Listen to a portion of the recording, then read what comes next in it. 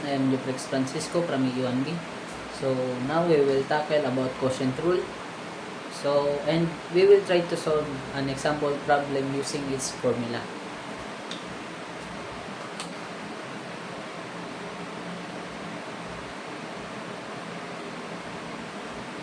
So ano nga ba yung formula ng quotient rule?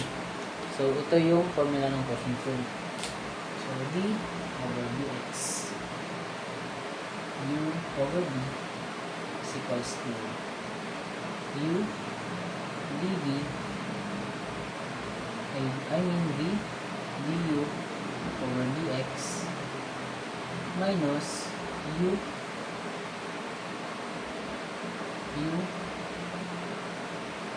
dv over dx over d squared. So ito yung formula ng quotient rule. So ito yung ating magiging example problem. Y is equals to 6x squared plus 5 over 3x plus 4. Ito yung ating magiging example problem. So as you can see, meron tayong u over b.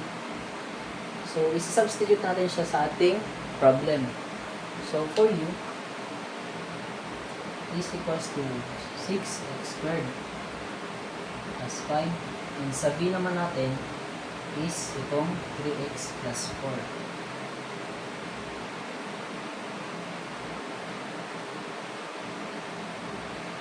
So, na-substitute na natin siya. So, ita-try naman natin siyang i-differentiate.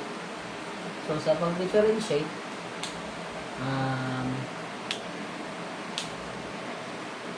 du over dx is equals to 6x squared. Sa pag-difference sa kanya is 2 times 6x to the power of 1 is equals to 12x plus 5, since siya ay constant, 5 is equals to 0. So, hindi natin siya kailangan ilagay dito. So, ganun din sa ating b, dv over dx is equals to, sa pag-differentiate ng 3x is equals to 3. And sa, yun nga, sa 4 dahil siya ay constant is equal to 0. So, hindi na natin sa kailangan ilagay. So, na-differentiate na natin siya. So, gagamitin natin yung ating formula na to. Ito. Gagamitin natin yung formula niya. So, dy over dx is equals to v. Ang v natin is 3x plus 4. 3x plus 4 x of 4 plus u is equals to 12x minus sa u naman natin is 6x plus 5 ay 6x squared plus 5, and sa b naman natin is 3.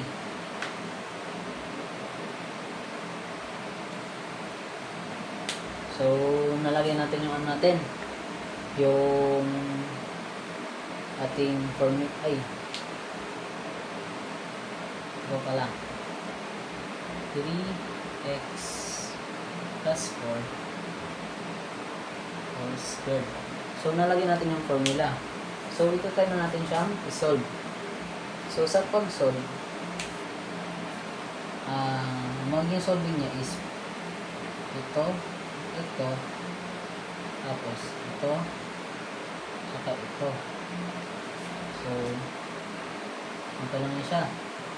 dy over dx is equals to 12x times 3 is equals to 36 36x squared plus 12 times 4 is equals to 48x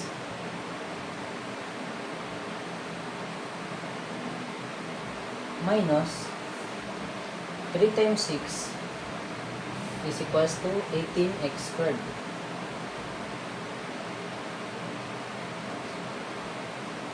Plus 3 times 5 is equals to 15.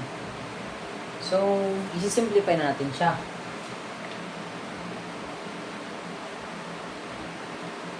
So, sa pag-simplify, dahil si 36x squared at saka 18x squared ay magkapareho sa pag-combine like terms, so since subtraction yun sa gitna, ibabawas natin yung 36 sa 18. So, matitira is 18